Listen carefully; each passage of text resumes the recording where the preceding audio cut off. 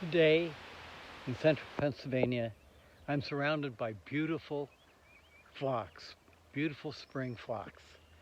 There are a few lessons and reflections that I want to offer. My hat refers to Lake George and embracing life.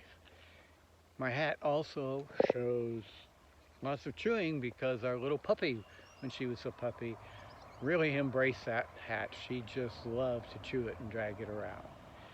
So can we choose things that we love to do that have lasting impact? Well, let's take a look at this stream. Not a lake, but it's a stream with a lot of complex ecology.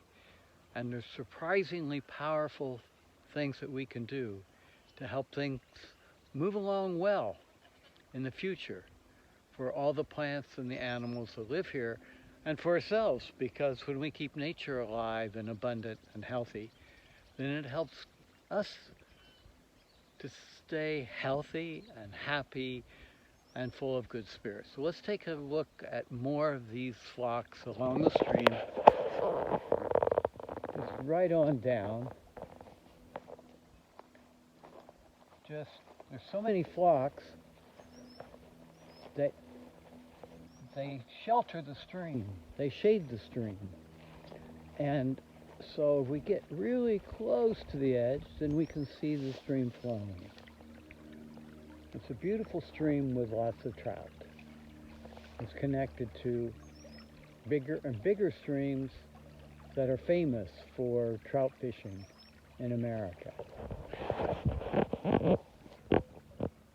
Now, let's reflect a little bit on all the things that are going on right in this spot that show how everything's connected to everything else in nature. Because we shade this stream that used to not be shaded, the cows just ran all through it and along it, and there was no real vegetation. Now it's cool and insects fall in, all kinds. This supports birds. It supports the famous brown trout, wild brown trout, that, lure the anglers, right, who try to lure the trout with their technique. But because the stream is cooler, it's much more abundant with trout. And it's much more abundant with crawdads and all kinds of other critters that love to live in the water. Later,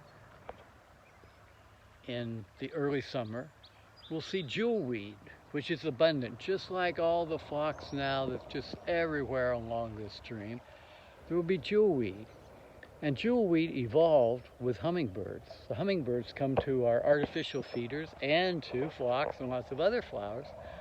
But many millions of years ago, 50 million years ago or so, hummingbirds were evolving with particular kinds of plants, including these jewelweed flowers that grow right here in central Pennsylvania. So over time, the birds support the plants support the birds, the plants support the insects. The insects, some of them, also support the plants. And it all comes together.